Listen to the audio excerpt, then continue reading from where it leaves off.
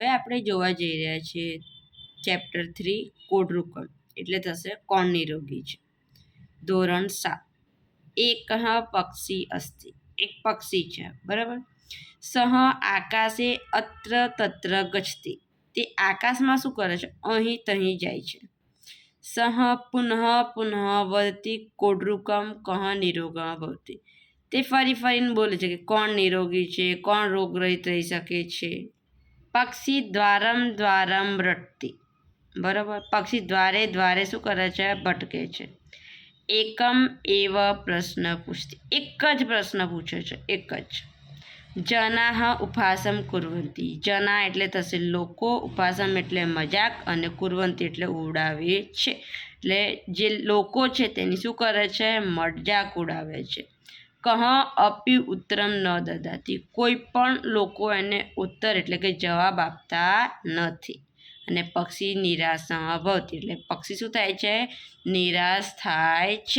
સહ વનમ ગચ્છતિ વૃક્ષે ઉપવિશતિ ચ તે જંગલમાં જાય છે અને વૃક્ષ પર શું કરે છે બેસે છે.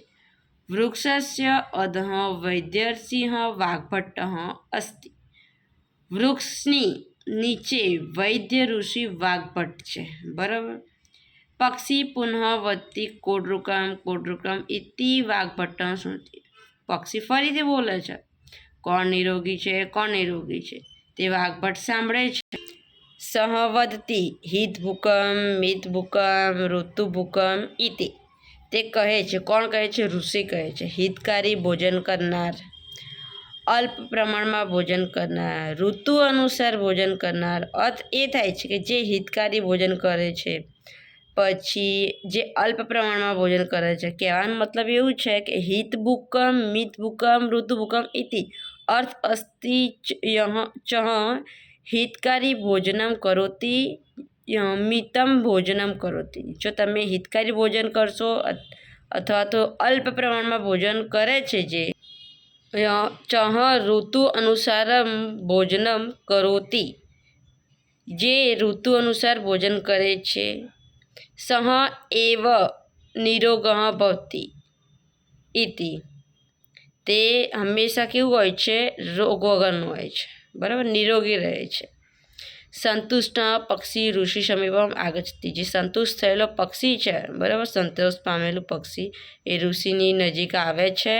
અને સહ ઋષિ નમતી તે જે ઋષિ છે એમને શું કરે છે વંદન કરે છે.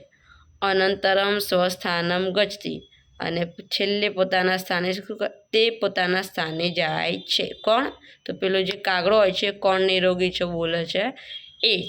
જો તમને વિડીયો ગમ્યો હોય તો વિડીયોને લાઇક અને ચેનલને સબસ્ક્રાઈબ કરજો. અને કંઈ ખબર ના પડી હોય તો કમેન્ટ કરજો. Okay, thank you.